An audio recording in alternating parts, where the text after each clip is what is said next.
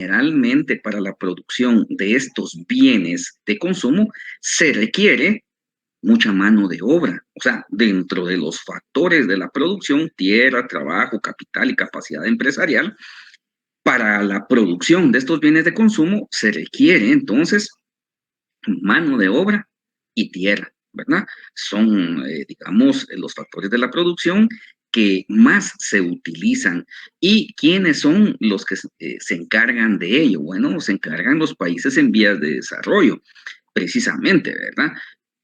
¿Por qué? Bueno, porque digamos, estos bienes de consumo utilizan intensivamente, o sea, bastante mano de obra y tierra, mientras que los bienes de capital, estos bienes de capital están destinados a ser producidos por aquellos países que ya están desarrollados, que su ciencia, su tecnología, bueno, ha avanzado más que los países en vías de desarrollo y por lo tanto producen aquellos bienes en los cuales está incorporada más la tecnología. O sea, se da la diferencia entonces de las tecnologías para poder producir bienes de consumo y bienes de capital.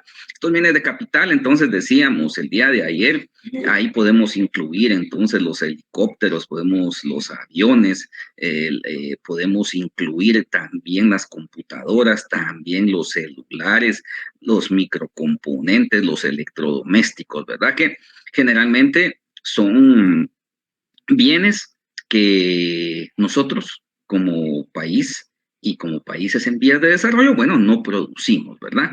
Bueno, una connotación bien importante aquí, no se producen, o sea, no los producimos no porque no podamos, o sea, sí podemos, o sea, tenemos el conocimiento, están saliendo muchos ingenieros electrónicos, ingenieros en mecánica, están saliendo ingenieros en un sinnúmero de especialidades. Adicionalmente a ello, las partes componentes, digamos, como para hacer una computadora, esas lo compramos en el mercado de factores, ¿verdad? Ahí en el mercado de factores, ahí podemos comprarlo, en mercados internacionales.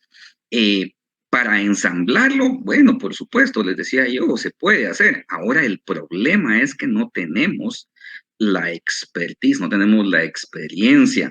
Vaya, nuestros países no están acostumbrados a hacer estos productos, o sea, no tenemos especialización y por lo tanto nos llevaríamos mucho tiempo en producir estos bienes y por lo tanto, mientras más tiempo se lleva, bueno, mayores son los costos, se elevan los costos de producción y somos menos competitivos en el mercado si quisiéramos nosotros vender una computadora. Entonces, ¿qué es lo que nos queda? Bueno, hacer, digamos, hacer lo que hacen todos los países en comercio internacional, aprovechar sus ventajas comparativas, que es lo que vamos a ver a continuación. Por lo tanto, nos sale más barato comprar un producto, una computadora, digamos, en el mercado internacional, mejor la compramos. ¿Por qué? Porque no solamente nos va a salir más barato, sino que adicionalmente a ello ya tiene un respaldo. Entonces, no gastamos nuestros factores en producir bienes en los cuales ya varios países lo están haciendo muy bien y los podemos adquirir mucho más baratos, ¿verdad? Esa sería una explicación. Entonces, aquí tenemos, les decía, entonces, bienes de consumo, bienes de capital. Repito, si alguien tiene alguna duda con respecto a lo que yo estoy hablando, algún comentario que quiera hacer, con todo gusto. Aquí yo no veo si están levantando su manita. Entonces, abran su micrófono y me preguntan. No tengan ninguna pena. Ahí me pueden, ustedes, sí, sí, sí. Licenciado, buenas tardes. Yo Sí, creo buenas que tardes. esto, esto que usted está hablando ahorita, bueno, yo lo había pensado y lo he platicado con otras personas, pero no tenía este tema de fondo. Por ejemplo, en Guatemala se produce el petróleo aquí en el área de Petén, pero no se refina. O sea, no Exacto. lo procesamos, no sacamos. Pero yo lo que he dicho es de que nos sale más caro, o sea, producir el combustible que comprarlo, pero es por este mismo asunto que usted está hablando, nuestra capacidad instalada no es la adecuada. No tenemos capital, no tenemos la capacidad de hacer ese tipo de producción. Lo mismo pasa con las minerías que se llevan la tierra con el mineral y van a sacar el oro, la plata, el zinc, todos los minerales a otros países. Por eso, pero hoy estoy viendo este tema de economía que lo desconocía y ahora me estoy dando yo la respuesta ya desde un punto de vista económico el asunto. Perfecto, muy bien. Ahora, fíjense ustedes que con respecto a lo que decía aquí el compañero, tiene toda la razón, pero vean, la extracción aquí de petróleo, bueno, tenemos petróleo, no lo podemos refinar para poder hacer los derivados, todos los derivados del petróleo, pero fíjense ustedes que esa es otra condición en la cual Guatemala no ha podido, bueno, no ha querido, digamos, porque fíjense ustedes de que el problema es que las regalías que le quedan a Guatemala, pues son pocas. O sea, se están, por llamarlo de alguna manera, se están robando los recursos, esas grandes transnacionales, porque se llevan el recurso y lo que queda aquí en Guatemala es muy poco. En el caso de las mineras que decía el compañero, ustedes van a creer que el 3%, si no estoy mal en la ley, es lo que ellos dejan aquí en Guatemala. Y con esa tecnología que ellos tienen en las mineras, no pueden, dicen ellos, ¿verdad? Que no pueden hacer, digamos, el conteo o la separación de cuánto oro hay, cuánta plata, uranio. Oigan, uranio están sacando de Guatemala, que es una materia prima para la creación de energía atómica, digamos, ¿verdad? Entonces, eso es altamente caro en los mercados internacionales. Pero resulta que ellos dicen que se llevan una tonelada de lodo, y por esa tonelada de lodo nos queda el 3% del valor que tiene, ¿verdad ustedes? Mientras que, por ejemplo, en Brasil también sucede lo mismo, solo que en Brasil al país le dejan entre el 45 y el 55% de las regalías. ¿Qué pasa aquí en Guatemala? Bueno, la ley maquila, ¿verdad? Ustedes, pero esas son, digamos, condicionantes en las cuales el país no puede continuar. Muchas veces nos preguntamos, bueno, pero ¿y todo lo que se están llevando de Guatemala en las mineras? O sea, queda muy poco dinero aquí en Guatemala, ¿verdad? Sí es dinero, pero ¿qué sucede? ¿Qué sucede con el medio ambiente? Lo están haciendo pedazos, ¿verdad? Ustedes. Pero bueno, nos estamos saliendo ahí un poco del tema, pero para complementar lo que decía aquí el compañero. Continuemos aquí entonces. Teníamos entonces las posibilidades de producción, las diferentes combinaciones que debe de hacer una sociedad, donde está bienes de consumo, que ya sabemos que son los bienes de capital. Entonces, ahora, ¿qué debemos de hacer? Bueno, lo que vamos a hacer ahora es llevar esta información que tenemos en un cuadro estadístico, lo vamos a llevar a un plano cartesiano, lo vamos a plotear y eso tiene que dar como resultado una curva. A esa curva, vean, esa curva le llamamos frontera de posibilidades de producción o curva de transformación. Y vamos a ir explicando el análisis conforme vayamos avanzando. Veamos aquí. Dice, y vamos a suponer, porque se acuerdan ustedes que decíamos que vamos a suponer, acuérdense, cuando hablamos de economía y cuando hablamos de modelos económicos, generalmente siempre indicamos o introducimos el ceteris paribus. Sí, solo sí, las condiciones reinantes permanecen invariables, ¿verdad? Entonces, son supuestos, por eso vamos a suponer entonces que esta es la información a nivel macroeconómico de un país que tiene un modo de producción socialista, ¿verdad? ¿Por qué? Porque es una economía cerrada. Entonces vamos a decir que es China, digamos que es China, Y entonces, en una posibilidad A, China dice, bueno, no vamos a producir bienes de consumo y vamos a volcar todos nuestros recursos, todos nuestros factores de la producción a producir 15 millones de computadoras, decíamos el día de ayer. Vean, esta información está en millones. Esa es una primera alternativa, ¿verdad? Una primera combinación. En una segunda combinación dicen ellos, bueno, pero produzcamos algo de comida también, ¿verdad? Porque tenemos que ir produciendo también comida, porque si no, ¿qué come nuestra población? Bueno, produzcamos una tonelada de arroz. Y les decía yo, vean qué sucede con los bienes de capital, va disminuyendo. ¿Por qué? Porque no podemos producir todo lo que necesitamos, porque hay escasez. Así como tiene escasez Guatemala, tiene la Unión Europea, con todos sus países que lo conforman, Estados Unidos y todos los países, ¿verdad? Entonces, las sociedades, los países necesitan hacer esas combinaciones en función de sus ventajas comparativas, que ya lo vamos a ver más adelante. Tenemos una opción C, donde se va a producir más bienes de consumo, pero vean, los bienes de capital van disminuyendo. En una opción D, producimos más bienes de consumo, pero se producen menos bienes de capital. Y así sucesivamente, vean ustedes, si se consume, perdón, si se produce más bienes de consumo, los bienes de capital se van decrementando. Y una opción F donde, bueno, todos los factores, así como sucede en Guatemala, ¿verdad? Todos los factores de la producción se volcan a la producción de bienes de consumo. Bueno, no nos queda para los bienes de capital. Así leemos este cuadro. Bueno, pasemos ahora a graficarlo. Pasemos a graficarlo de la siguiente manera. Veamos aquí.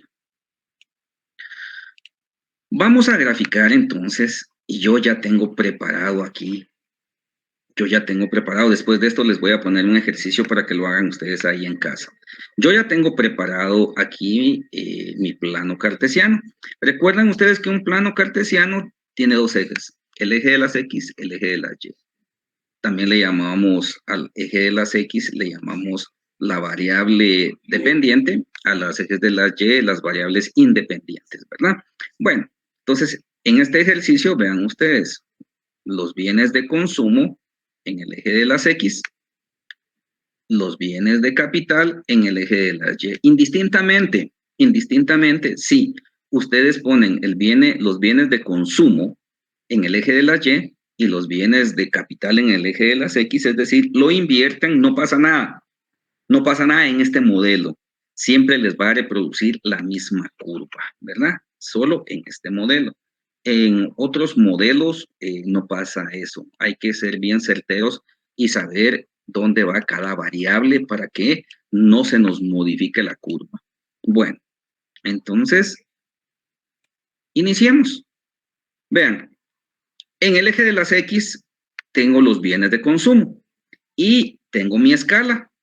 1, 2, 3, 4, 5, 6, 7. ¿De dónde sale esa información? Bueno, yo lo hago bien sencillo, ¿verdad? ¿Por qué? Porque esos rangos que van en el eje de las X y en el eje de las Y, ese generalmente se hace por medio de una fórmula. Pero como para graficar en mi curso, en este curso, y hacer los análisis, bueno, son más sencillos, ¿verdad? Ustedes para que no nos compliquemos tanto. Entonces, vean, bienes de consumo. Y los bienes de consumo van oscilando de 0 hasta 5. Entonces, bien fácil para uno decir, bueno, 0. Y tenemos 1, 2, 3, 4, 5, 6, 7. Hasta la escala está un poquito más larga, ¿verdad? No hay ningún problema. Con los bienes de capital. Los bienes de capital oscilan de 15 a 0. Bueno, lo podemos hacer de 1 en 1 o bien lo podemos hacer de 5 en 5, ¿verdad? Vean, yo aquí lo tengo de 1 en 1. Entonces tenemos 1, 2, 3, 4, 5, 6, 7 hasta 15. Entonces resolví mis rangos, ¿verdad? La escala que voy a utilizar tanto en el eje de las X como en el eje de las Y. Procedemos a plotear la información. Recuérdense estadísticamente, vamos el curso de estadística, el término adecuado para pasar información de un cuadro de un cuadro estadístico a un plano cartesiano, el término adecuado, el término técnico es plotear la información. Entonces ploteamos la información. Vean, tenemos bienes de consumo 0 y bienes de capital 15. Bueno, anotemos ese punto. Vean, 0 de bienes de consumo, 15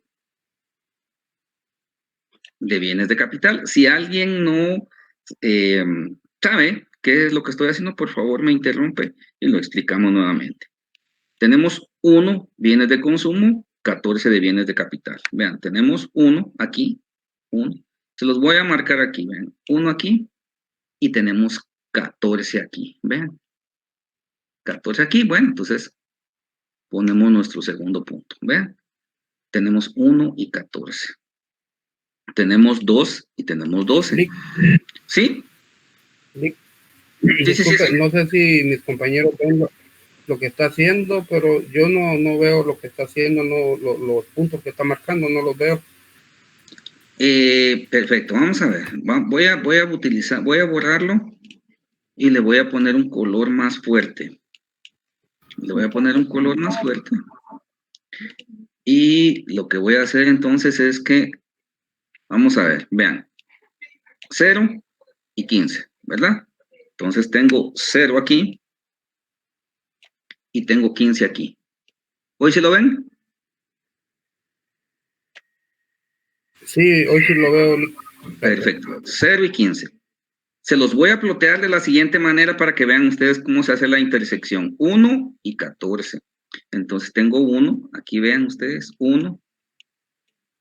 Vamos a ir punteándolo, aunque esto no se hace, pero para fines demostrativos, digamos. 1 y 14. Aquí donde se intersecta, ¿ven? Así vamos ploteando la información, ¿verdad? Vamos a ir borrando esto que no nos sirve. Esto no nos sirve para la gráfica, digamos.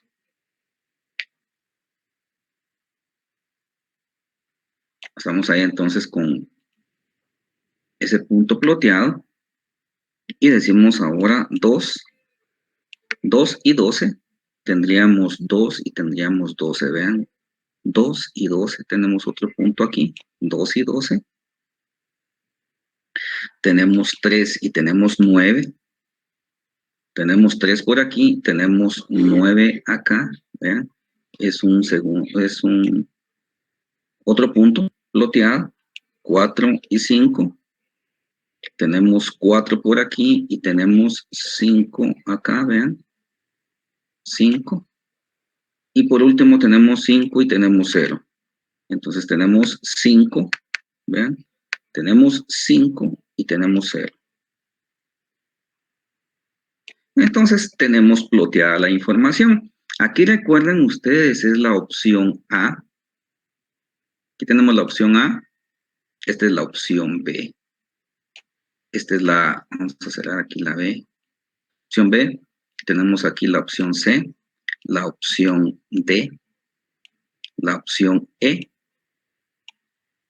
y la opción F, ¿verdad? Según como lo que tenemos aquí en la tabla. De aquí está saliendo esta información, vean. A, B, C, D, E, F. Ahí ya tenemos ploteada la información. Ahora, ¿qué hacemos? Bueno, ahí ploteada la información. Hasta ahí no hay ninguna curva. Ahí no hay ninguna gráfica. Entonces, ¿qué debemos hacer? Lo que debemos hacer es unir los puntos. Vean ustedes. Unimos los puntos y tenemos nuestra curva. Siempre que nosotros grafiquemos, siempre hay que ponerle nombre. En este caso, frontera de posibilidades de producción. Yo la voy a poner aquí con estas siglas. Vean, frontera de posibilidades de producción. Bueno, hasta ahí, digamos, la curva. Comencemos entonces a analizar esta gráfica que es bien utilizada en comercio internacional. Aquí lo que nosotros podemos explicar es lo siguiente. Vean, todos estos puntos, el A, el B, el C, el D, el E y el F, estamos hablando que todos esos puntos, ahí tenemos la eficiencia económica. Todos estos puntos nos indican la eficiencia económica. Es decir, que allí en esos puntos A, B, C, D, E, F, que están formando la curva de la frontera de posibilidades de producción o curva de transformación, nos demuestra que esa economía está trabajando al 100% con todos los factores de la producción. No hay desperdicio de ningún factor. Ahí vemos nosotros la eficiencia económica. Ahora bien, todos esos puntos nos demuestran la eficiencia económica. ¿Qué tal si tenemos un punto por acá que está determinado por 6 de bienes de capital y 2 de bienes de consumo? Le vamos a poner a este punto X. Aquí hay otro punto X. Disculpe, ¿puede ¿Sí? volver a explicar lo que puso ahorita el 6 y el 2? Es que no lo escuché. Del 6 y el 2. Ah, perfecto. Les decía yo, todos los puntos que tenemos ya graficados, A, B, C, D, E y F, esa es la eficiencia económica. Ahí la economía está trabajando al 100%, no hay desperdicio de los factores de la producción, están trabajando a todo vapor, digamos. ¿Qué sucede entonces si colocamos un punto adentro de la curva de la frontera de posibilidades de producción que va a estar dado por 6 y 2? Este punto. Vean, cualquier punto que esté adentro de la curva de la frontera de posibilidades de producción nos demuestra la ineficiencia económica. Ahí lo que sucede es que hay desperdicio de los factores de la producción. No están haciendo bien las cosas. Posiblemente, vean ustedes, lo que sucede ahí es que cualquiera de los factores de la producción se está desperdiciando. No estamos actuando bajo el principio de racionalidad económica, que es hacer más con menos. Entonces, cualquier punto que esté adentro de la curva de la frontera de posibilidades de producción nos está demostrando la ineficiencia económica. Ahora bien, vean ustedes, todo lo que está adentro, todo lo que está aquí adentro, inclusive hasta la curva de la frontera de posibilidades de producción, es todo lo alcanzable, es todo lo que una economía puede alcanzar con sus recursos. Hasta ahí, vean, es todo lo alcanzable, ¿verdad? Ustedes lo van a hacer mejor ahí en su cuaderno, ¿verdad? Que aquí tenemos limitante porque no se puede escribir aquí con... Vean, lo alcanzable. Todo eso que está desde el punto cero, digamos, hasta la curva de la frontera de posibilidades de producción, todo lo que está dentro, eso es lo alcanzable. Todo lo que una economía puede alcanzar en función de qué? Ah, bueno, de bienes de consumo y de bienes de capital, que es lo que estamos graficando. Pero si todo esto es lo alcanzable, eso quiere decir que lo que está aquí afuera, de la curva, es lo inalcanzable. Es lo inalcanzable, eso quiere decir que no se puede alcanzar con esos recursos. Está fuera de nuestro alcance. Es lo inalcanzable, ¿verdad? No se puede, no se puede. Acordémonos, estamos graficando bajo el supuesto que es una economía cerrada. ¿Cómo hacer? ¿Cómo hacer para que esa curva de la frontera de posibilidades de producción se pueda expander hacia la derecha? Acuérdense ustedes que cada vez que se grafica, todo lo que se grafica, lo que es hacia la derecha son mejoras.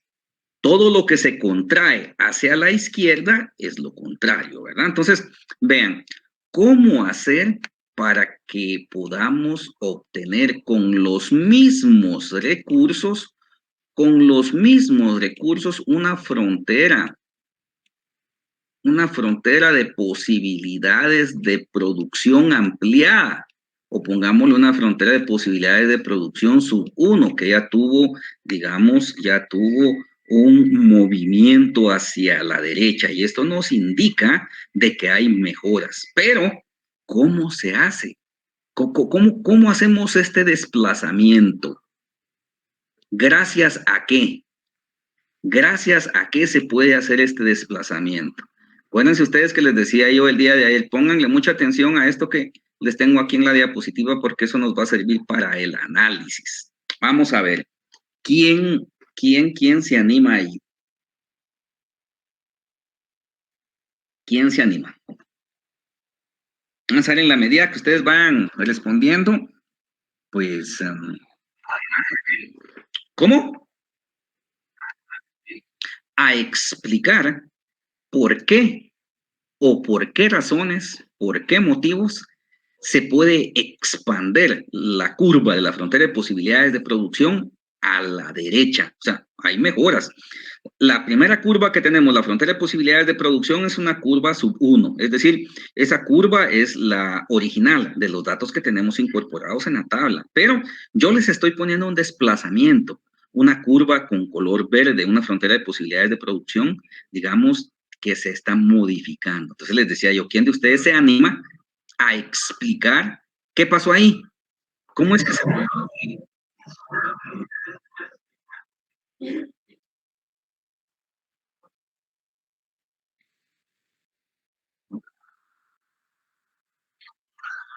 Muy bien.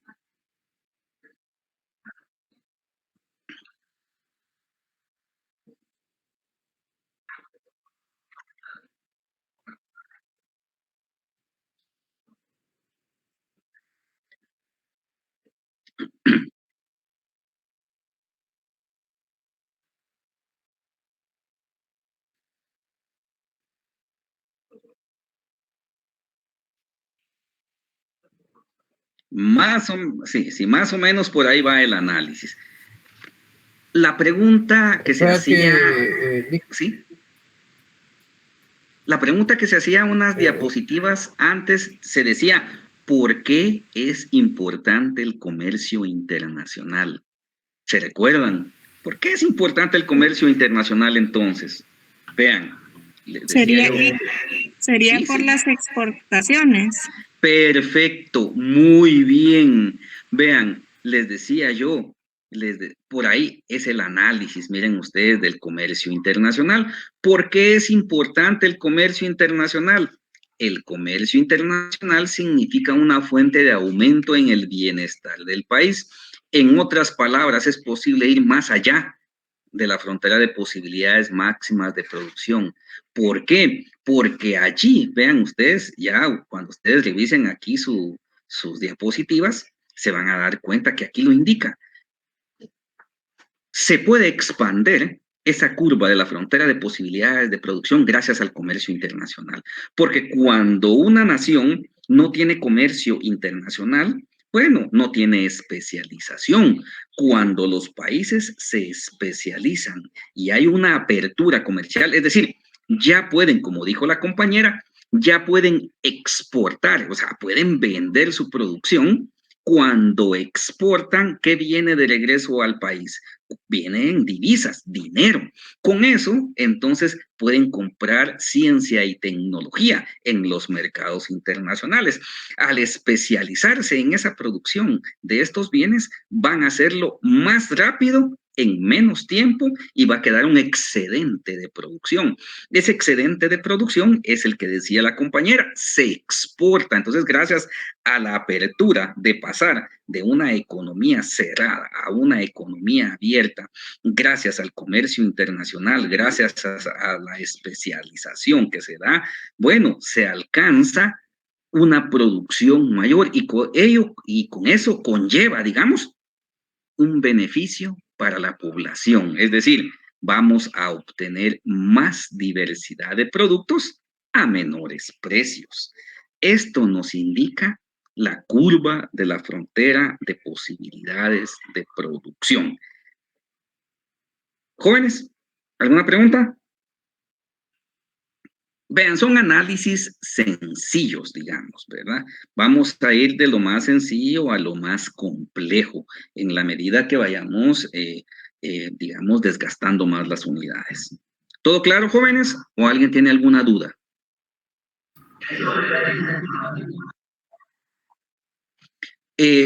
Sí, lo que sucede es que aquí estamos hablando de una economía perfecta, digamos, sin distorsiones. Cuando ya, ¿verdad? Cuando ya hay monopolio, digamos, como por ejemplo en el caso de aquí de Guatemala, que ya lo vamos a ver más adelante cuando veamos la Organización Mundial del Comercio, que esa Organización Mundial del Comercio es una institución que rige el comercio internacional a nivel mundial, de todos los países que están inscritos, los que tienen su membresía, digamos.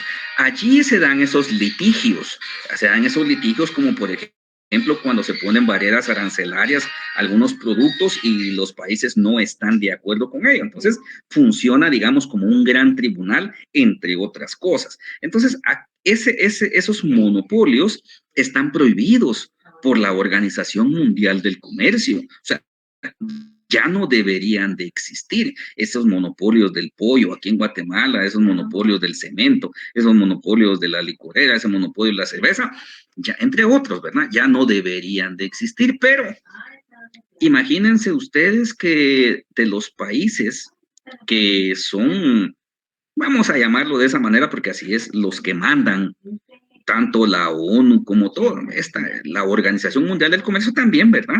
Es Estados Unidos.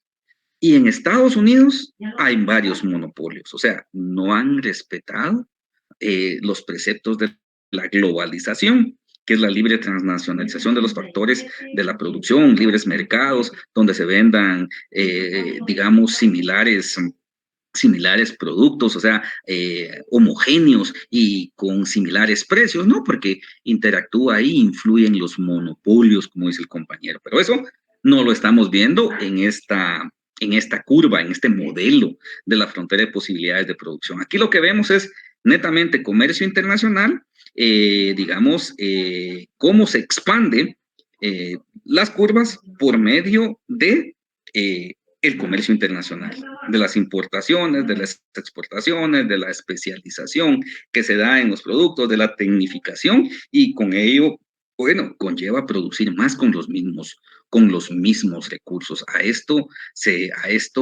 en economía tenemos, a esto se le llama entonces expansión de las curvas, ¿verdad? Les decía, todo lo que se expande son mejoras. Aquí se está actuando bajo el principio de racionalidad económica. Hacer más con menos. ¿En función de qué? De la escasez.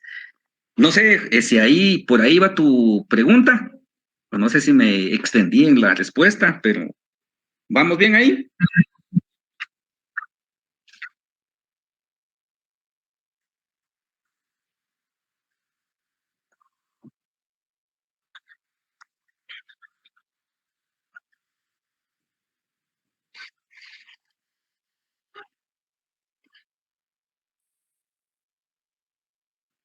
Perfecto, sí, claro, son los primeros. Pero, y si no, vean ustedes lo que acaba de suceder, les decía yo unas semanas antes, con el gobierno de China. Retuvo y retuvo ahí los contenedores de productos guatemaltecos. A esto fíjense ustedes, bueno, lo vamos a ir viendo más adelante, ¿va? Hay medidas arancelarias que provocan, digamos, limitantes en el comercio internacional, pero hay medidas no arancelarias que también limitan el comercio internacional, y eso fue una de ellas. Es una cuestión, digamos, no arancelaria que viene por parte de la política solamente porque Guatemala es de los pocos países que reconoce a Taiwán como un país independiente, y China, pues, no, China reclama, digamos, ese territorio como de ellos. Entonces, como Guatemala votó a favor de ellos, de alguna manera, vean, lo están perjudicando en el comercio internacional. Pero eso lo vamos a ir viendo más adelante, ¿verdad? Bueno, vean, aquí se los tengo yo en limpio, ¿verdad? La frontera de posibilidades de producción que les queda a ustedes allí en la diapositiva. Bueno, ahora un ejercicio que lo hagan ustedes aquí en clase virtual, ¿verdad? Vean, aquí vamos a cambiar la información, porque así como decía la compañera el día de ayer, pero la información puede cambiar, sí puede cambiar, y puede cambiar también. Vean, ahora no tenemos bienes de consumo y bienes de capital, sino que los dos son bienes de consumo. Tenemos fresas y tenemos duraznos. Ahora la tarea es para ustedes, grafiquen la frontera de posibilidades de producción. Y la vamos a revisar aquí, ¿verdad? Entonces, tienen unos 5 minutos para hacerlo ahí en su cuaderno, para que de una vez vayan ustedes practicando, ¿verdad? Comiencen, por favor. Ahí tienen la información. Yo ya lo tengo aquí resuelto, ¿verdad? Aquí a continuación lo vamos a ver, pero para que lo hagan ustedes ahí.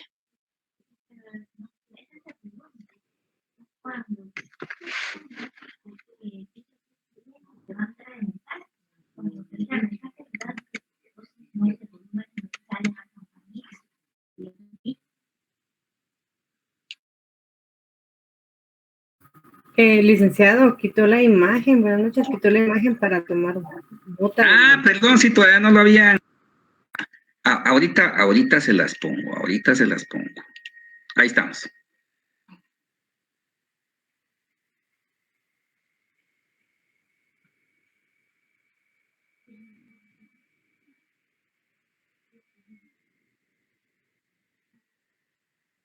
¿Listo? ¿Le tomaron foto?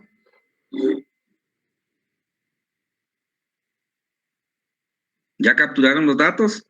Estoy copiándole. Ah, va. Copien para ella.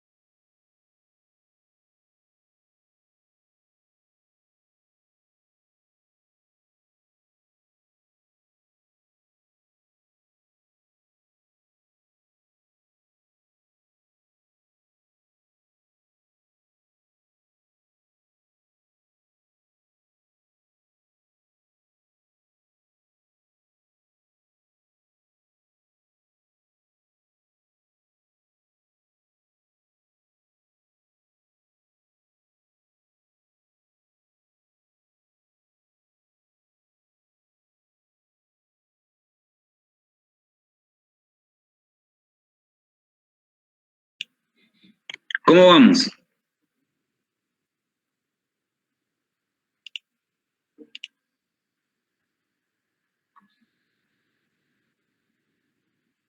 ¿Ya adelantaron, jóvenes?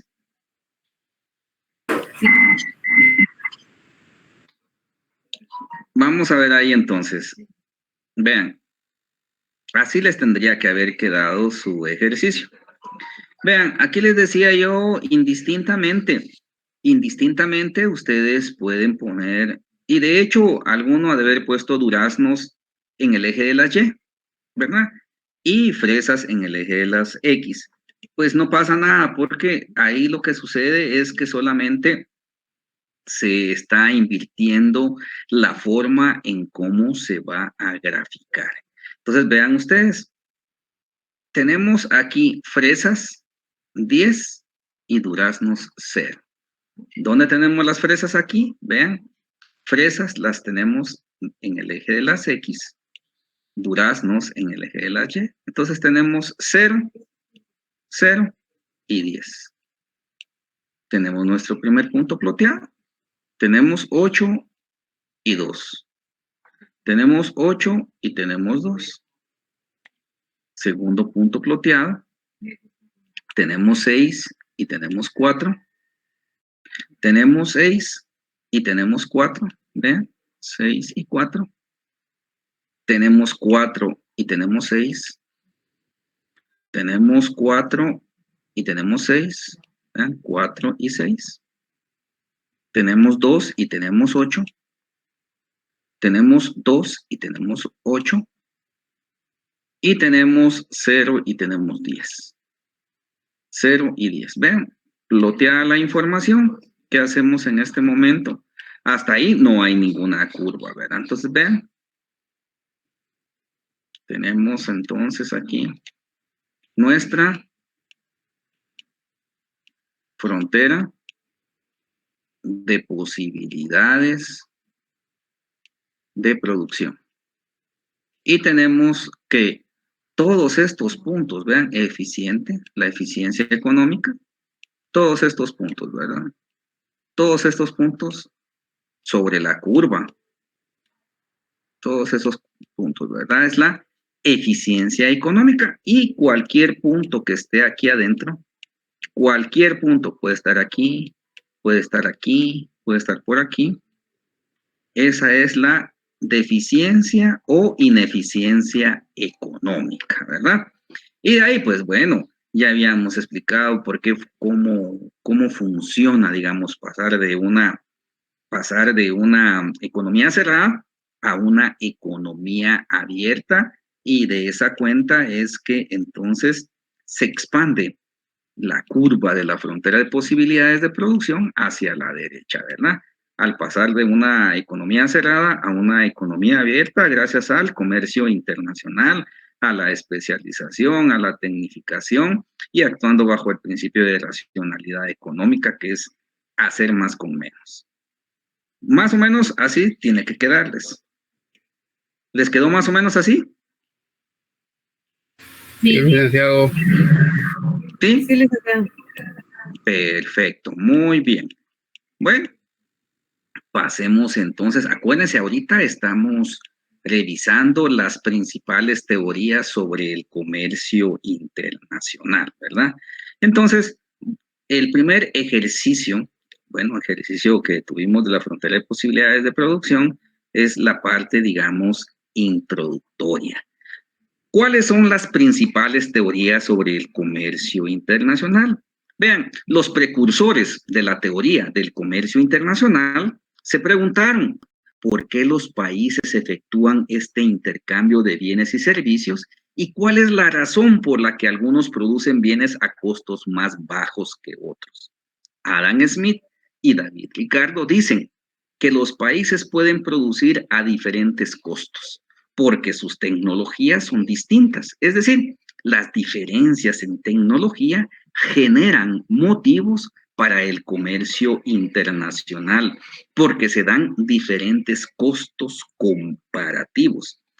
Fíjense ustedes que digamos, es uno de los principales aportes de la escuela clásica e incluso la denominan ley de costos comparativos. Esta ley plantea que todos los países pueden beneficiarse del comercio internacional, de la especialización y que en este sentido debe propiciar políticas de libre comercio. Bueno, expliquemos ahora cómo surgen, cómo han surgido estas teorías del comercio internacional. Bueno, vean, ya desde el mercantilismo, ese mercantilismo es una doctrina, una forma de pensar desde los siglos XVII y XVIII. Ellos lo que básicamente creían era que un país, mientras más acumulación de oro y plata tuviera, bueno, más rica y más poderosa iba a ser. Pero consideraban que el comercio internacional no le daban mucha importancia. ¿Por qué? Porque ellos creían que al estar exportando sus recursos, esto no les iba a beneficiar, sino más bien lo que deberían de hacer es estar importando todo aquello que les ocasionara a ellos más riqueza, especialmente, digamos, oro y plata, y que, bueno, el comercio internacional no era una fuente de riqueza, sino que más bien era la acumulación de oro y plata, que por aquellos momentos, acuérdense ustedes que se daba todo aquello de la colonización, así como cuando vinieron los españoles a saquear aquí a Guatemala, que se llevaron el oro y la plata. ¿Por qué? Porque estaban bajo esta doctrina económica, era el mercantilismo, ¿verdad? Que mientras más oro y plata pudieran tener los países, bueno, iban a tener más poderío en lo económico, en lo político y en la guerra, ¿verdad? Entonces, ahí por aquellos momentos era que surgían todas estas conquistas que les llamaron, ¿verdad? Mejor dicho, todo el saqueo que hicieron, porque se llevaron todas las riquezas del país. Así es como, digamos, inicia lo que es la doctrina económica y, bueno, el comercio internacional. Pero veamos ahora qué es lo que nos indica Adam Smith. Vean, cuando hablamos de Adam Smith, él, bueno, estudió, digamos, y aplicó por medio de la teoría clásica que él representaba, él decía que esta teoría de la ventaja absoluta, mientras un país pudiera producir en menos horas un bien, ese era el que tenía la ventaja absoluta sobre los demás países. Y solamente así se podía obtener ganancias del comercio internacional. Es decir, entonces que la teoría esta clásica del comercio internacional básicamente tiene sus raíces en la obra de Adam Smith. ¿Por qué? Bueno, es que, vean, Adam Smith pensaba que las mercancías debían producirse en el país donde el costo de producción, que en el marco, digamos, de la teoría del valor trabajo, bueno, estas se valoraban en trabajo. Entonces, decía él que mientras menos horas hombre se puedan aplicar para la producción de un bien, bueno, es allí donde se debe de exportar al resto de países. Él no cabe duda que por ser, digamos, de la escuela clásica, él defendía, digamos, un libre mercado sin trabas para, de alguna manera, alcanzar el crecimiento económico de los países. Pero básicamente, él, su teoría la fundamentó en esta teoría de la ventaja absoluta, la fundamentó en, en la teoría del valor trabajo. Esa teoría del valor trabajo lo que nos indica es que mientras menos horas hombres se puedan aplicar a la producción de un bien, allí es donde se tiene la ventaja sobre los demás países y ahí se puede exportar y sacarle ventaja al comercio internacional. Solamente así es como se puede ganar, digamos, en el comercio internacional. Pero veamos entonces, dice Adam Smith con su ventaja con su ventaja absoluta, vamos a cambiarle color aquí, con su ventaja absoluta, dice que un país exporta aquel bien en el que posee ventaja absoluta. La ventaja absoluta. El número de horas hombre empleada para producir ese bien es más bajo comparado con los demás países. Bueno, y que ya hicimos la explicación. Veamos aquí, vamos a ver un par de ejercicios. Lick, Veamos un par. ¿Sí? algo así como, digamos, poniéndolo, lo que yo entendí sería como, lo que él decía es tipo los call centers en Guatemala, ¿verdad? Que varias empresas estadounidenses y de otros lugares ven que la hora o que el costo de talento humano, por así decirlo, es relativamente menor en Guatemala y por eso colocan los call centers ahí, ¿no? Perfecto. Muy bien. Muy bien, pero fíjense ustedes que esta teoría, ahora estamos viendo comercio internacional, pero muy bien, como lo dice aquí la compañera, porque esta teoría del valor trabajo fundamentó las ideas de Carlos Marx, porque por medio de esta teoría del valor trabajo, decía Carlos Marx, la explotación del hombre por el hombre. ¿Por qué? Porque hay un tiempo necesario para poder producir bienes y servicios y hay un tiempo extraordinario, que es la que se apodera el empresario, el dueño de los medios de producción. Ahí se genera la plusvalía, la riqueza que no es compartida con el proletariado, con el trabajador, y ahí es donde, digamos, se va amasando el dinero, ¿verdad? Ahora lo vemos como solamente desde el punto de vista del comercio internacional, pero muy bien ahí el análisis que hace la compañera. Vean, antes de explicarles se los explico de otra manera. Se los explico de otra manera más sencilla. ¿Sí? Perdone, también podría ser que tal vez no es una exportación, pero pues funciona similar, que por ejemplo en Estados Unidos muchas empresas contratan a migrantes de distintos países porque es más barata la mano de obra de ellos que contratar norteamericanos. Sí, sí. Y hay muchos de los trabajos que se hacen en Estados Unidos que el propio americano, inclusive, digamos, el de raza negra, consideran trabajos denigrantes que ya no quieren hacerlos. Entonces, por eso es de que mucho migrante en Estados Unidos consigue trabajos rápidamente de los trabajos que los gringos ya no quieren hacer. Entonces, hay una discriminación, pero sí, no solamente ahí se aprovecha, digamos, el patrono, porque como no tienen papeles, les están pagando abajo del mínimo. Las hombre ahí, por ejemplo, para lavar los baños, ¿verdad? Para lavar los baños de un comercial, porque por hora es que les pagan, pudiera ser que si un americano quisiera hacerlo con papeles, tendrían que pagarle por, digamos, por la complejidad, pudiéramos decir, del trabajo, ¿verdad?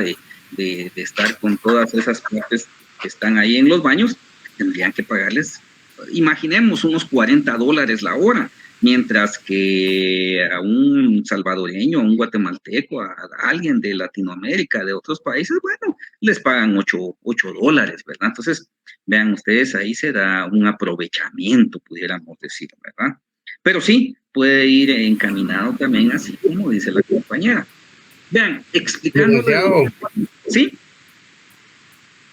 Sí. Yo opino sobre esto de la ventaja absoluta y la mejor hora hombre, o sea, para poder bajar la hora hombre, hoy por hoy se hacen estudios de tiempos y movimientos, lugares ergonómicos, etcétera, porque realmente yo creo que esta teoría va más enfocada en mejorar la productividad o el rendimiento de la mano de obra para poder disminuir el tiempo de elaboración de un producto.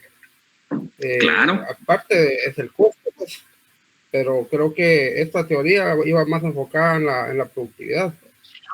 Y es que fíjense, pues, tal y como es el compañero, aquí en Guatemala generalmente todos los años se hacen una mesa de diálogo donde participan los sindicatos de trabajadores y los empresarios. El empresario ya de hace unos años atrás está promoviendo precisamente que se pague al trabajador por productividad. O sea, por las horas hombre que está trabajando y no por un salario mínimo. ¿Por qué? Porque saben que al pagar efectivamente a los trabajadores por lo que están haciendo, no cabe duda, ellos dicen, bueno, y entonces ahí el trabajador, mientras más produzca, más va a ganar. Pero como estos tienen fórmulas y son por tiempos, entonces ellos ya han calculado que estas horas hombre, en 8 horas, alguien que esté, por ejemplo, haciendo zapatos, pudiéramos decir, puede hacer cierta cantidad, más ya no va a hacer. Entonces, con esa cantidad, digamos, ya no tendrían que pagarle el mínimo. Vamos a suponer 3,300 quetzales, sino que tendrían que pagarle 2,900. Entonces, ellos ya tienen un ahorro. Entonces, esa, digamos, es la dinámica que van en las mesas de trabajo, porque los sindicalistas, digamos, de la parte de los trabajadores, siempre dicen, bueno, lo ven en función de la canasta básica. Dicen, bueno, es que vean, una canasta básica vital en Guatemala con 7,000 quetzales. Hay que tener 7,000 quetzales y los salarios mínimos son de 3,300. Hay una gran brecha ahí, o sea, que quiere decir que un guatemalteco no puede comprar su canasta básica vital. ¿Por qué? Porque no le alcanza. Entonces, ¿qué es lo que hay que hacer? Subir los salarios al costo de la canasta básica, ¿verdad? Dice, entonces, bueno, van viendo que el trabajador gane más. En contraposición a ello, dicen los empresarios, que, insisto, esta es una teoría. Esta teoría la implementó Carlos Marx. Carlos Marx es el máximo, con Federico Engels, son los máximos expositores de toda, digamos, la doctrina económica del socialismo y del comunismo. Ellos ahí demuestran por qué es que el patrono se ha enriquecido a consecuencia que no paga lo que le debe de pagar a los trabajadores. Entonces, digamos, esta teoría de la ventaja absoluta se puede aplicar, digamos, para varios campos. Ahora, aquí lo estamos viendo solamente en función de la producción, ¿verdad? No sé si por ahí va tu pregunta. Sí, exactamente. O sea que en realidad aquí lo que se pretende es producir más con menos capital humano. Perfecto. Muy bien. Bueno, entonces vean ustedes, decía yo para explicarlo tal vez quizás un poquito más sencillo. Imaginemos que aquí en Guatemala vamos a hacer celulares. Imaginémonos, es un supuesto, ¿verdad? Y que aquí en Guatemala un celular lo producimos en 1 hora. El Salvador también está produciendo celulares, pero en El Salvador, un celular lo hacen en 2 horas. Y vamos a suponer que Costa Rica también produce celulares, pero un celular en Costa Rica en 1 hora, digamos, en 1 hora, para hacer un celular lo hacen en 3 horas. La ventaja absoluta ahí la tiene Guatemala. ¿Por qué? Porque está utilizando menos horas hombre para la producción de un celular. Esa es la ventaja absoluta. Así, bien resumida. Al hueso diríamos. Veamos este ejercicio. Horas hombre, unidad de producto. Estamos hablando de la ventaja absoluta. Vamos a decir aquí que tenemos 2 bienes. Un par de zapatos y una cierta cantidad de bananos. Vamos a decir que Costa Rica produce un par de zapatos en 10 horas. Y Costa Rica produce cierta cantidad de bananos, un racimo de bananos, digamos, en 20 horas hombre. Mientras que Brasil, un par de zapatos los elabora en 25 horas. Pero un racimo de bananos lo elabora en 12 horas. Si hablamos de Costa Rica, ¿quién creen ustedes que tiene la ventaja absoluta en cuanto a la producción? En cuanto a la producción de zapatos. Hablamos de Costa Rica lo hace en 10 horas y Brasil lo hace en 25 horas, esta producción de zapatos. ¿Quién tiene la ventaja absoluta ahí? Costa Rica. Costa Rica. Costa Rica. Lo está haciendo en menos horas, hombre. Ahora veamos la producción de bananos. ¿Quién dicen ustedes que tiene la ventaja absoluta? ¿Costa Rica o Brasil? Brasil. Brasil. Perfecto, Brasil. Ahí nosotros podemos darnos cuenta el razonamiento que tiene Adam Smith, pero hay otra condición bien importante. Esta es la ventaja absoluta, pero después viene la ventaja comparativa de David Ricardo. David Ricardo retomó los preceptos de Adam Smith, los mejoró, porque en digamos, en este razonamiento de la ventaja absoluta hay un fallo, y veámoslo. Veamos aquí.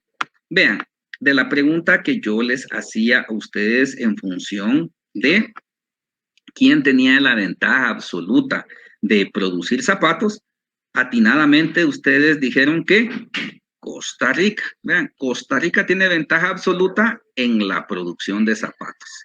¿Quién tiene la ventaja absoluta en la producción de bananos? La tiene Brasil. Brasil tiene ventaja absoluta en la producción de banano. Por lo tanto, vean ustedes, Costa Rica va a exportar zapatos. Entonces, si Costa Rica exporta zapatos, Brasil se los va a comprar. Pero Brasil va a exportar banano. ¿Quién le va a comprar banano? Se lo va a comprar Costa Rica. ¿Por qué? Porque tienen ventaja absoluta en cuanto a la producción de ese bien en particular. Y esto se aplica a los bienes y también se aplica a los servicios, ¿verdad? Veamos ahí entonces. Vean, así es, digamos, el razonamiento de Adam Smith con la ventaja absoluta. Aquí tienen un link para que lo puedan ver ustedes en YouTube, la ventaja absoluta. Veamos, ahora tenemos la teoría de las ventajas comparativas y después vamos a desarrollar unos ejercicios. Vamos a hacer unos ejercicios para que, bueno, no, digamos, para que quede mejor comprendido. Pero hay otra forma, digamos, de verlo. Les decía yo, de lo sencillo a lo un poquito complicado, pues no mucho, ¿verdad? Un poquito, digamos. Teoría de las ventajas comparativas. Hablábamos que el pionero, digamos, de estas teorías del comercio internacional fue Adam Smith, con su ventaja absoluta. Bueno, ahora viene David Ricardo con su teoría de la ventaja comparativa. David Ricardo básicamente lo que hizo fue criticar, pero también mejoró la teoría de las ventajas absolutas, proponiendo las denominadas ventajas comparativas. Para David Ricardo, digamos que no es necesario tener una ventaja absoluta para exportar determinado bien. Para él, digamos que el comercio es posible con una condición más débil, decía él, la cual, bueno, realmente no hace nuevos supuestos, sino que toma los mismos de la teoría anterior, es decir, la de Adam Smith, y retoma la teoría del valor trabajo. Según esta teoría le habíamos explicado, un país exporta aquel bien, digamos, en el cual el costo relativo es menor con respecto a los demás países. O sea, David Ricardo dinamizó la teoría de las ventajas absolutas, convirtiéndolas en ventajas comparativas. Y ojo con esto, hasta el día de hoy, el comercio internacional funciona con las ventajas comparativas de David Ricardo. Y vean cuándo fue que David Ricardo promulgó o hizo el análisis, vean, en 1817. Bueno, veamos entonces cómo es que David Ricardo mejora las ventajas absolutas de Adam Smith. Veamos. Vean, ¿qué pasaría en este otro caso? Y es que vean, aquí vamos a explicar las ventajas absolutas para poder explicar las ventajas comparativas. Vean, horas hombre en unidad de producto. Y vamos a tener los mismos productos, ¿verdad? Bienes, zapatos y banano. Aquí vamos a suponer que Costa Rica, para elaborar un par de zapatos, utiliza 80 horas hombre. Y para producir cierta cantidad de banano, o un racimo de banano, pudiéramos decir, utiliza 90 horas. Mientras que Brasil, para hacer un par de zapatos, el mismo par de zapatos que hace Costa Rica, 120 horas. Y para producir banano, 100 horas. Entonces, vean ahí, ¿qué es lo que pasa?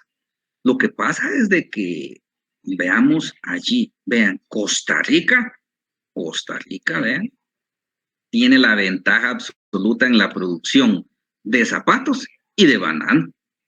Entonces, Costa Rica tiene ventaja absoluta en la producción de los dos bienes, de zapatos y de banano. Entonces, esta situación, digamos, ya no estaría acorde a la ventaja absoluta. ¿Por qué? Porque entonces solo Costa Rica es el que le está sacando ventaja al comercio internacional. Es el que tiene, digamos, menos horas hombre en la producción de los dos bienes. Y eso no es posible. ¿Por qué? Porque entonces en cuanto a comercio internacional, debe de haber una reciprocidad en cuanto a qué, en cuanto a poder vender, pero también en cuanto a poder comprar, porque así lo dice la teoría. Decíamos, ¿por qué es importante el comercio internacional? Bueno, porque puede ir más allá de la frontera máximas de producción, se da la especialización, la tecnificación y con ello mayores recursos para los países. Pero entonces aquí no es para los países, sino solamente para un país que es Costa Rica. Entonces, vean, ahí hay un fallo. Ahí hay un fallo. Entonces, en la teoría de la ventaja absoluta, veamos cómo se resuelve por medio de la ventaja comparativa o ventaja relativa. Va a depender del libro que ustedes vean, porque en unas dice ventaja comparativa, en otras dice ventaja relativa, ¿verdad? Es lo mismo. Veamos aquí entonces. Horas hombre para producir cierta cantidad de bienes. Y estamos con los mismos, ¿verdad? Para no equivocarnos. Vean, zapatos y banano. La misma información que teníamos aquí arriba, vean ustedes, donde decíamos que hay un fallo, 80, 90, 120 y 100. Para explicar ese mismo ejemplo, vean, 80, 90, 120 y 100. No le estamos cambiando nada. ¿Para qué? Para que podamos observar allí precisamente el análisis, ¿verdad? ¿De qué? De las ventajas comparativas o ventajas relativas. Aquí es donde les decía yo que vamos a explicar cómo es que se dan los costos de oportunidad. Recuerden ustedes que es un costo de oportunidad. Dejar de hacer una cosa por hacer otra que consideramos en el futuro es lo mejor para uno mismo o para una sociedad. En este caso lo aplicamos a la producción. O sea, ¿en función de qué? ¿Se recuerdan ustedes? 3 cosas básicas, ¿verdad? La escasez. Bueno, veamos entonces. Con estos mismos números, vean ustedes cómo lo ideó David Ricardo. Y le insisto, hasta el día de hoy, así es como funciona el comercio internacional. Cualquier análisis que ustedes lean, cualquier información, cualquier noticia, dicen en función de las ventajas comparativas, ya no dicen de David Ricardo, ¿verdad? Pues dicen en función de las ventajas comparativas que tienen los países tales, se ha logrado producir y esto y lo otro, ¿verdad? Entonces, vean, funciona de la siguiente manera. Costos de oportunidad. ¿De qué? De los zapatos y de los bananos. ¿Cómo se calcula un costo de oportunidad? Bueno, la teoría nos dice que un costo de oportunidad es el precio de un bien dividido entre el precio de otro bien, ¿verdad? Entonces veamos aquí. Veamos el costo de oportunidad. Dejar de hacer una cosa por hacer otra, ¿verdad? Vean. De los zapatos y de los bananos. Entonces decimos el costo de oportunidad de los zapatos versus bananos, decimos que 80 dividido, vean sencillo, 80 dividido 90 es igual a 0,89. Son las horas hombre que se van a destinar a la producción de zapatos. ¿En dónde? En Costa Rica. Ahora veamos el costo de oportunidad de los bananos. Bueno, solo invertimos, ¿ven? Solo invertimos la información. Y entonces ahora decimos, vean, 90 dividido dentro de 80 es igual a 1,3 horas, hombre. Recuérdense, aquí estamos viendo el tiempo que se dilatan, digamos, en producir estos bienes. Aquí tenemos la información entonces de Costa Rica. Veamos Brasil. Costo de oportunidad de los zapatos. 120 dividido dentro de 100, ¿verdad? 120 dividido dentro de 100 nos da 1,2. ¿Verdad? Horas hombre para la producción de un par de zapatos. Ahora a la inversa, para ver el costo el costo de oportunidad de los bananos. Entonces decimos, vean, 100 dividido 120 nos da 0,8. Vean cómo lo resolvió Adam Smith. O sea, Adam Smith, ¿cómo lo resolvió David Ricardo en función de la teoría de la ventaja absoluta de Adam Smith? Vamos a ver, con esta información que tenemos aquí, y que ya vieron ustedes que el cálculo es sencillo, ¿verdad? Es un costo de oportunidad. ¿Qué dirían ustedes? ¿Quién tiene la ventaja en cuanto a producir zapatos? ¿Y quién tiene la ventaja en producir banano? ¿O quedamos igual? Veamos, ¿cuál es el análisis de ustedes? No quedamos igual, licenciado, porque Costa Rica... Costa Rica tiene la ventaja. No nos quedamos igual, ahí no nos quedamos igual. Debe de haber una diferencia, por eso les decía yo que David Ricardo criticó y mejoró. Costa Rica. Muy bien, vean, la ventaja. Costa Rica tiene la ventaja de zapatos y banano es en Brasil. Muy bien, vean ustedes, 0,89 horas hombre, o sea, menos cantidad de horas hombre para producir zapatos. Costa Rica, vean ustedes, lo hace en 0,89 minutos, digamos, ¿verdad? Y Brasil en 1,2. ¿Quién tiene la ventaja absoluta ahí? ¿Quién está produciendo en menos horas hombre? Pregunto, ¿quién? Costa Rica. Costa Rica. Muy bien, Costa Rica. Costa Rica. Ahora vean los bananos. Costa Rica, 1,13. Brasil, 0,8. ¿Quién tiene la ventaja absoluta? Brasil. Perfecto. Brasil. Vean, así se resuelve el comercio internacional. Por lo tanto, entonces, sí. Decime. Sí.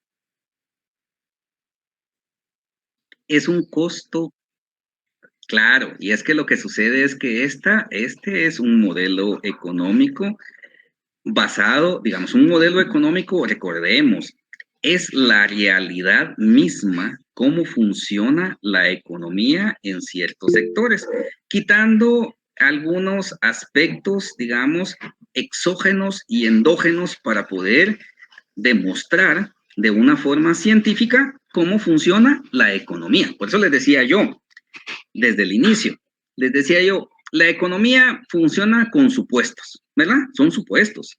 El ceteris paribus, sí y solo sí, las condiciones reinantes permanecen invariables.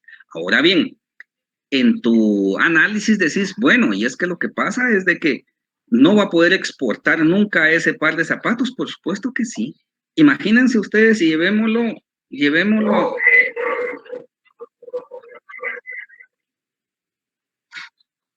Sí.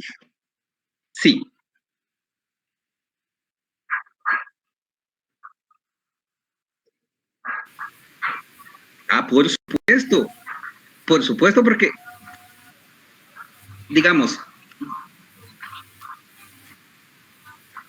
ajá,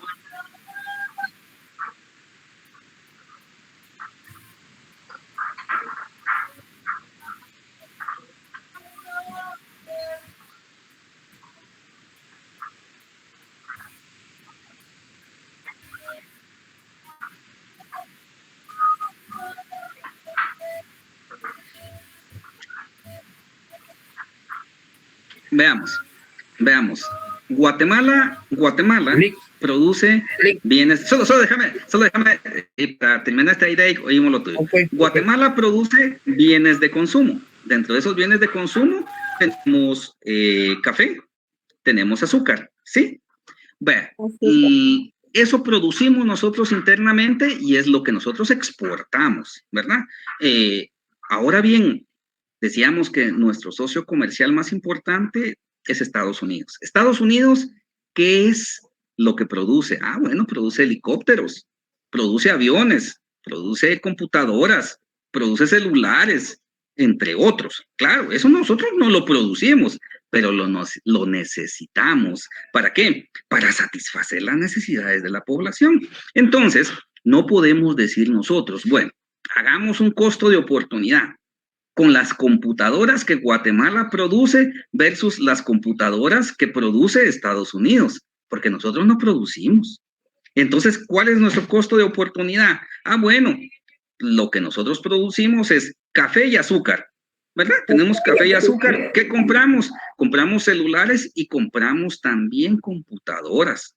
Entonces, les decía yo al inicio, hay naciones que están desarrolladas, naciones ya desarrolladas, que bueno, son bienes, los bienes que están produciendo tienen más ciencia y tecnología incorporada, son bienes de capital. Pero hay otras naciones como las nuestras que estamos en vías de desarrollo. ¿Qué es lo que producimos? Bueno, bienes del sector primario, ¿verdad? Del sector agrícola, maíz, frijol, azúcar. Entonces, por eso es que los términos de intercambio se dan de esa manera. Les decía yo, en la realidad, ¿cuántos quintales de maíz? ¿Cuántos quintales de azúcar? ¿Cuántos quintales de café hay que producir para pagar un helicóptero, por ejemplo? Así son los términos de intercambio. Querramos o no, es el PIB de una nación versus el PIB de otra nación. Por eso es que estas teorías están fundamentadas en la realidad objetiva. O sea, no se inventan, sino que así funciona la economía. No sé si por ahí queda un poquito más claro.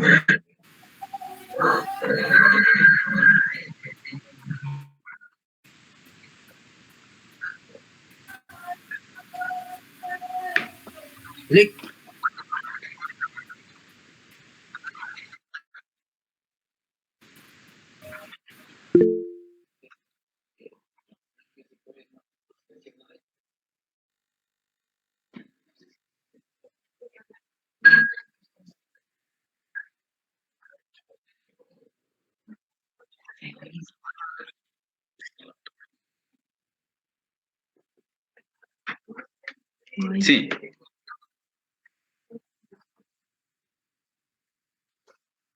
Sí.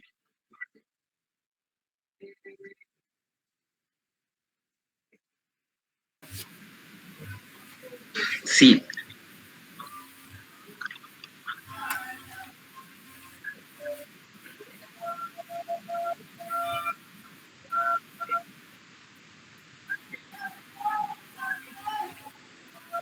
Ajá. Andy.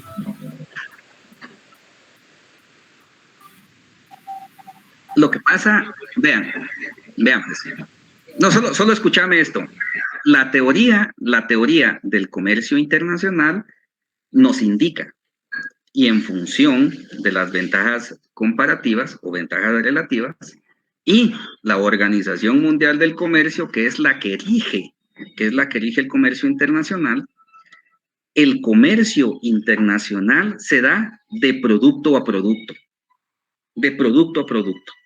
O sea, ¿cómo se hace para elegir qué producto contra otro producto? Bueno, y es que lo que sucede es que las naciones tienen su contabilización, o sea, están en las cuentas nacionales, toda su contabilización de los productos que ellos producen y cuáles son los que necesitamos. Y en función de eso se dan las ventajas comparativas. Ok, muy bien. ¿Alguien más iba a hablar ahí, por favor? Antes que, miren, ya no avanzamos mucho, ya. Ya casi se nos termina el periodo. Pero veamos aquí entonces, vean, están las respuestas. Sí, sí, sí. Sí, sí, sí, escucho. No, es que lo que pasa es que sí, Andy estaba hablando de los costos, pero los números que muestran ahí son horas hombre. Entonces lo que se hace en la ventaja comparativa es dividir la hora hombre de un producto dentro del otro hora hombre para ver cuál es el más factible que vamos a exportar, porque definitivamente tenemos que, o sea, según los tratados de comercio hay que exportar y hay que importar. Entonces, para poder tomar la decisión, se dividen los productos que tenemos como candidatos para ver cuál es el más factible según la teoría de la ventaja comparativa.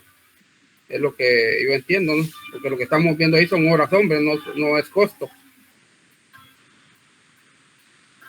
Muy bien, muy bien. María Fernanda, ¿tiene levantada su mano? Sí, solo para preguntarle, los productos, las horas hombres que se comparan, ¿tiene relación o tiene que existir alguna relación entre el producto que se va a importar y se va a quedar dentro del país, o es indiferente? No, sí, sí tienen que tener una relación, siempre tienen una relación, les decía yo, se hace la contabilización producto con producto, producto a producto. Esto lo vamos, por eso les decía yo, vamos a ir de lo más sencillo a lo más complejo, porque más adelante entonces ya vemos cómo funciona el comercio internacional y les decía yo cómo se dan esos pagos, de mercancías. Y les decía yo, esos términos de intercambio de una forma real es cuánto maíz tenemos que producir nosotros para poder pagar una computadora.